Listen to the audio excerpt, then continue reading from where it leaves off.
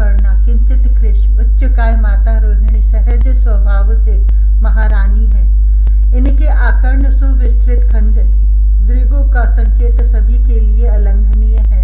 इनके भव्य भाल पर आकुंचन नहीं आवेगा। इनकी सहज बंक भ्रिकुटी टेढ़ी नहीं होगी और इनके स्वर का हंस कूजन रव कभी कठोर नहीं बना। किंतु इनका सस्मित संकेत भी कोई उपेक्षित करने का साहस कहाँ से लावेगा। ये अमित महिमा मई तो सबके अंतर पर ही शासन करती है। किसी से कैसी भी परिस्थिति में उद्विग्न होना इन्होंने जाना ही नहीं और इनसे उद्वेग इन वात्सल्यमयी से भला किसी को भी उद्वेग हो सकता है। ये तो सबकी व्यथा मिटाने का, सबके सिहरते प्राणों को स्नेह से सहलाने को ही मानो अवतीर्ण हुई हैं। इनसे संकोच न शिशुओं को कभी हुआ न वृद्धों को। वृद्धाएं और बालिकाएं वधुएं तक इनका निसंकोच स्नेह पाती रही और इनसे ही सब अपने अंतर को अनावृत करके सब कुछ कह पाती हैं। इनके लिए एकांत और अवकाश दुर्लभ है, किंतु कभी कुछ क्षण मिलते हैं तो ये अपने आप कुछ मंद स्वर में कहने लगती है। इनका वह आत्मकथ्य बहुत प्रकट होकर भी अत्यंत गुह्य है। क्या है वह? मैं अपने आराध्य के चरणों से दूर कहीं नहीं जाना चाहती थी। कंस ने देवकी के साथ उन्हें कारागार में बंदी बना रखा था, किंतु मुझे उन तक जाने की सुविधा प्राप्त थी। मैं जाती थी तो बेचारी देवकी को आश्वासन ही मिलता था कि और स्वामी की सेवा का सुअवसर मिलता था मुझे। मेरी सब पत्नियां स्वामी की आज्ञा से मथुरा त्याग गईं। कोई दुर्गम गिरी गुहाओं में और कोई अगम्य अरण्यों में आश्रय लेने को विवश हुई। कोई अपने पितृगृह नहीं गई। विपत्ति में कोई किसी का नहीं होता और अपने पितृकुलों को कंस का कोप भाजन बनाना उचित भी नहीं था। विश्वस्त सेविकाएं और परम पवित्र विप्र सहज स्नेहवश उनके साथ गए। किसी प्रकार सभी को संकट के दिन काटने थे। देवकी की सगी बहनें उन विचारियों की तो पीछे सुधी रखे ऐसे कोई भाई नहीं थे। मैं जानती हूँ कि कंस का साहस हस्तिनापुर के शासन से शत्रुता करने का नहीं है। यदि मैं वहां अपने पितृगृह जाना चाहती तो वह मुझे रोक भी नहीं सकता था, किंतु मेरे स्वामी कारागार में थे। सगी अनुजा जैसी देवकी की संतानें जन्मते ही मार दी जाती थी। मैं ही अकेली थी जिसे बंदी गृह में जाने की अनुमति थी। मैं स्वामी को छोड़कर कहीं भी नहीं जाना चाहती थी। कंस पर भी मुझे क्रोध नहीं था। वह शूर था, किंतु अंतर में उतना ही कापुरुष था। कुसंग में पड़ गया था। मरण के भय से कुछ भी करने को उद्यत हो गया था। वह भीत कायर निरंतर मानसिक अशांतिग्रस्त कृपा का ही पात्र था और मुझे तो मरण का भय नहीं था।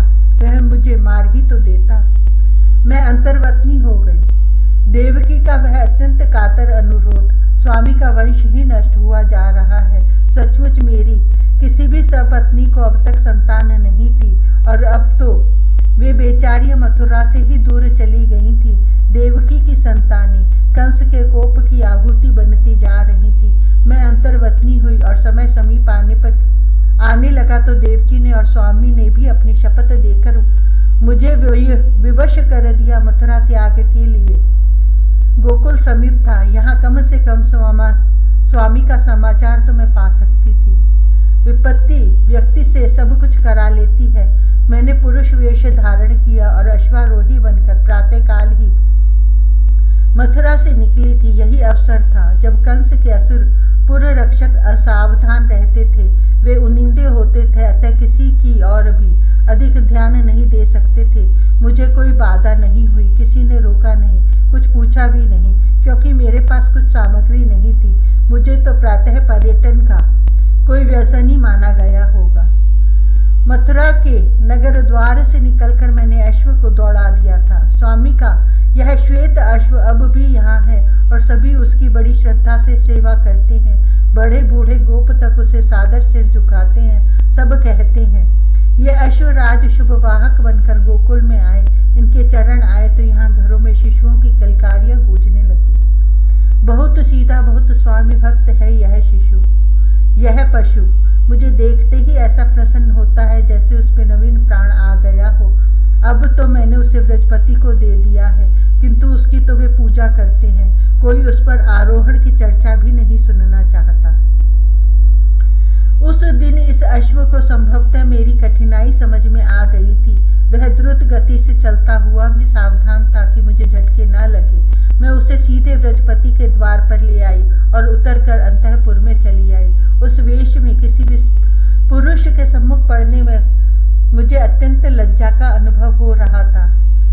मुझे तब हंसी आई थी जब छोटे देवर नंदन जी ने सुनाया था कि हम सब लोगों ने तो समझा था कि श्री ब्रजेश्वरी के कोई दूर संबंध के अनुज आए हैं, क्योंकि निकट संबंध के होते तो हम सबसे भी मिलकर अंतःपुर में जाते।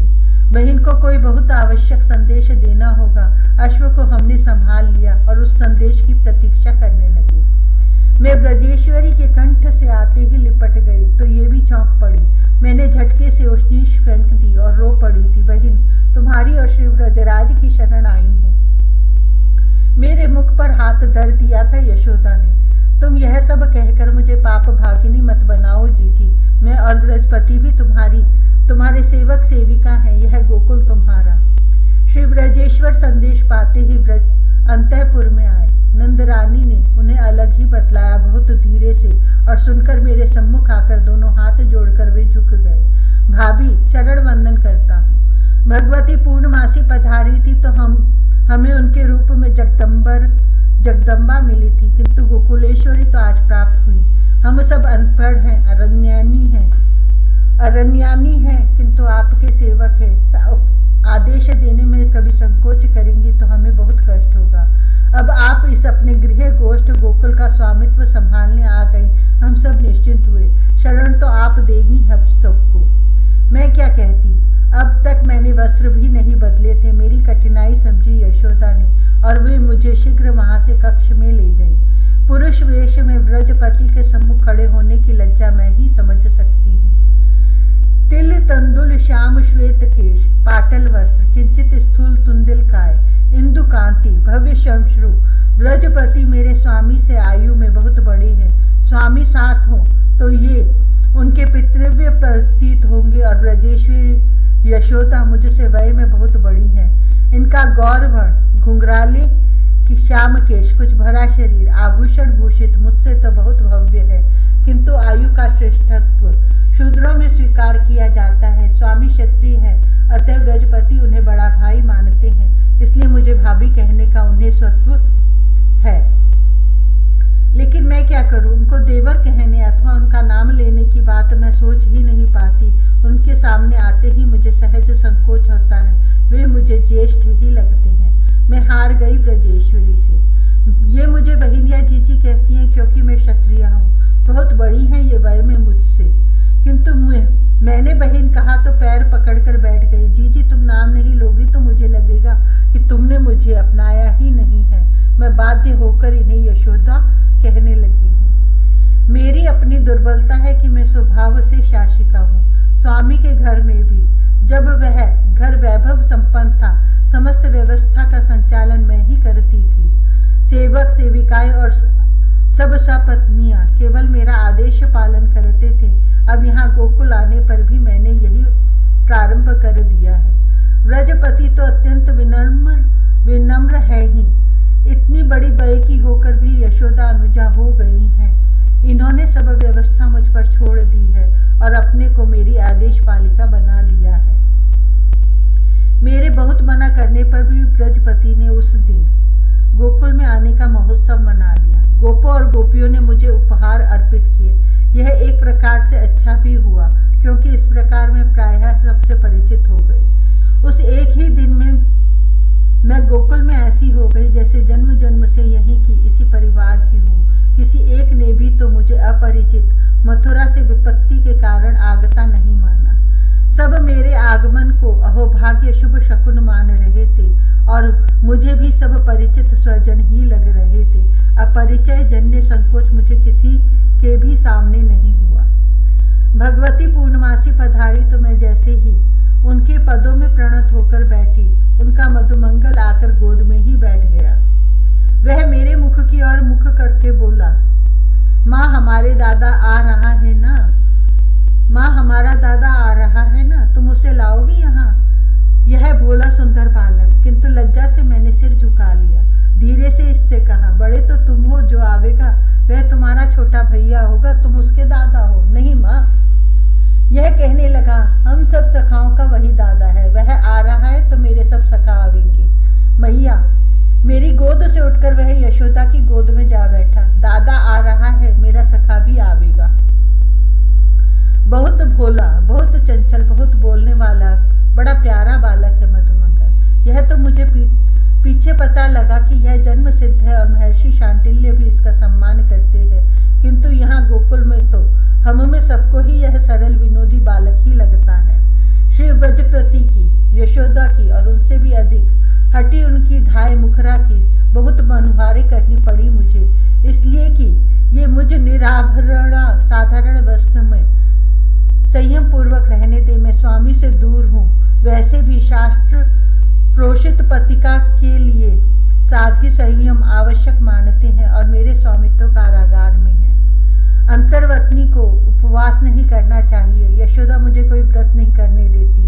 मैं इनके बड़े बड़े लोचनों में अश्रु नहीं देख पाती और ये है कि अंगराग पुष्पमाले छोड़ बैठी हैं, क्योंकि मैं इनका उपभोग नहीं करती। इनके कारण मुझे अपने सब नियम शिथिल कर देने पड़े हैं।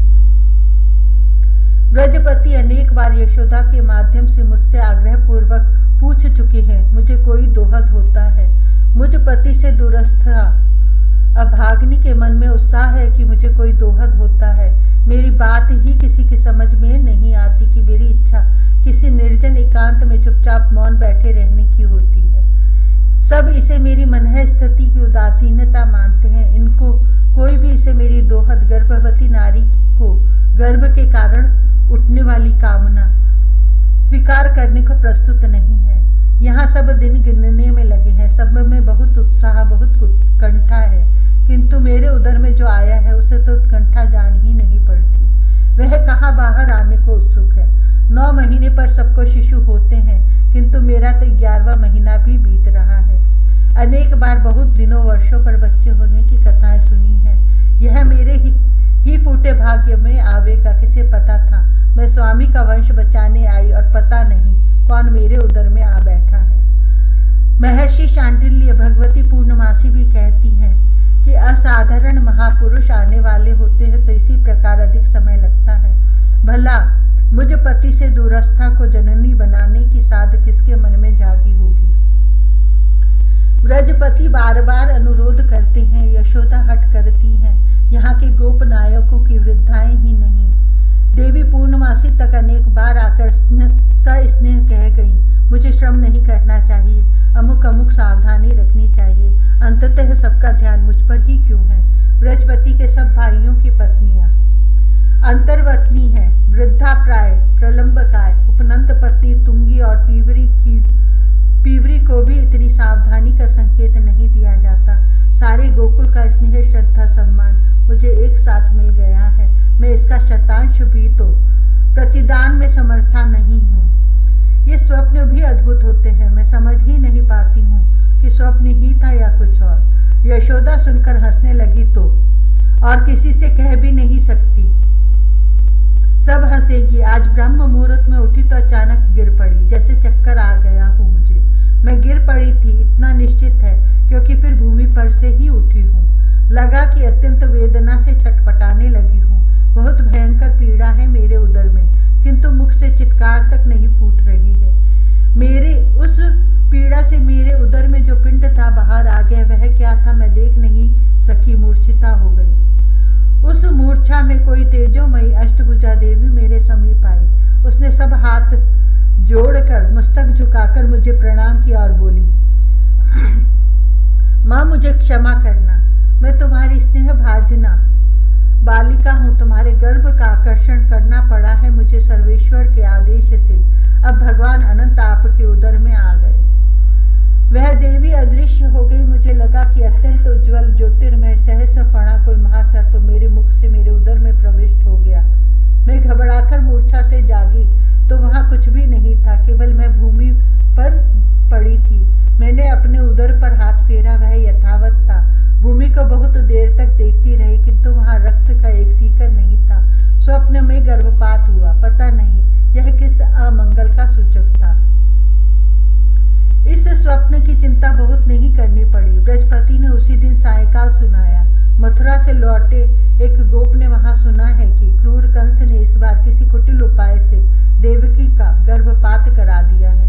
बेचारी देवकी, मुझे उस दुखिया बहन का मुख उस रात नहीं भूला। मैं उस रात सो नहीं सकी। हाय, तो मेरा स्वप्न देवकी के गर्भपात का सूचक था, किंतु इससे अंतर क्या पड़ा। वैसे भी कंस उस शिशु को जन्मते ही मार डालता। देवकी के लिए तो यह अच्छा ही हुआ। जीवित शिशु उत्पन्न होकर मार दिया जाए, इससे गर्भस्थ को मार देना कम त्रासदायक है। यह युक्ति प्रारंभ में कंस को सूझ गई होती तो देवकी को व्यथा कम होती।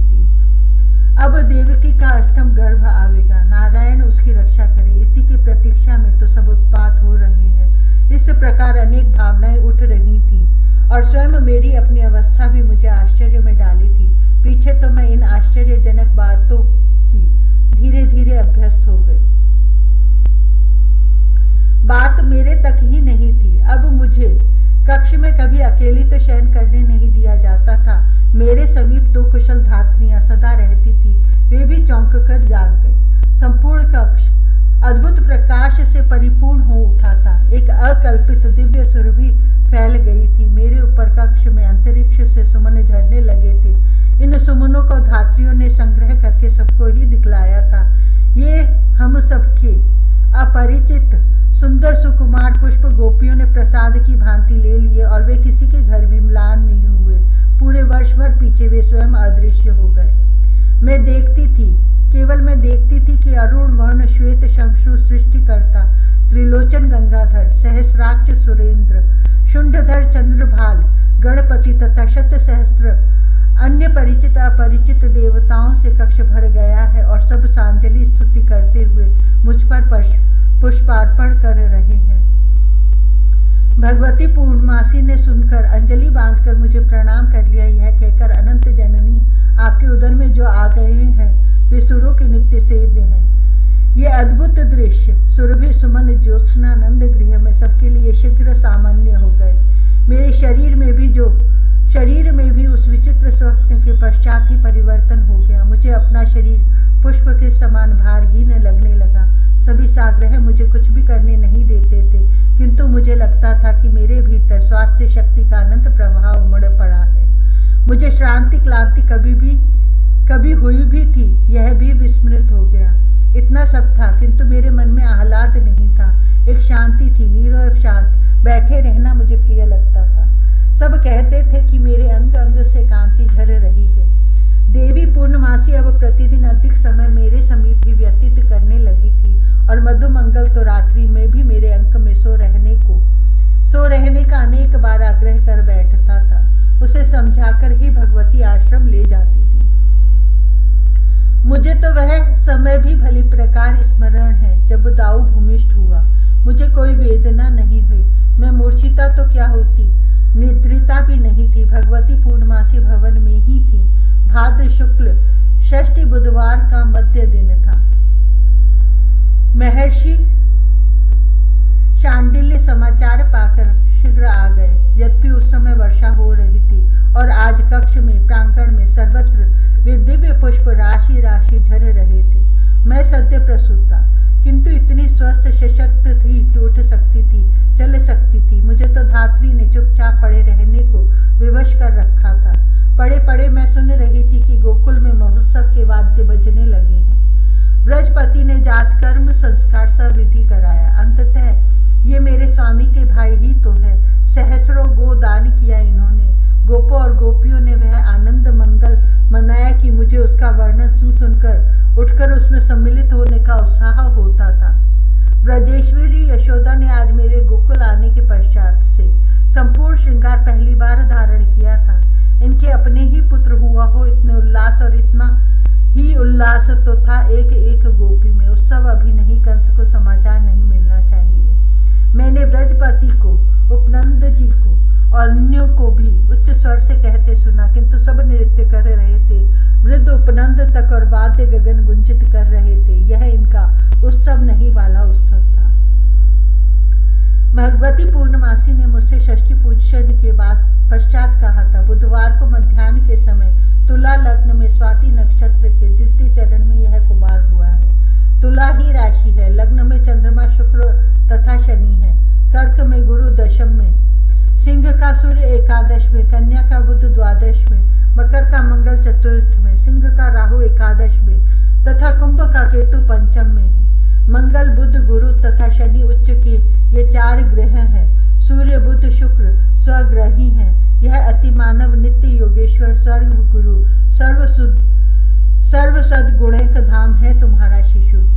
मेरे अनुरोध करके किसी प्रकार यशोदा को और बृहस्पति को प्रस्तुत किया कि मैंने इस शिशु के संस्कारों को अभी वह रहने दे। इतने पर भी इसकी बरही भूमि स्पर्श दुग्ध पान संस्कार उन्होंने संपन्न कराए।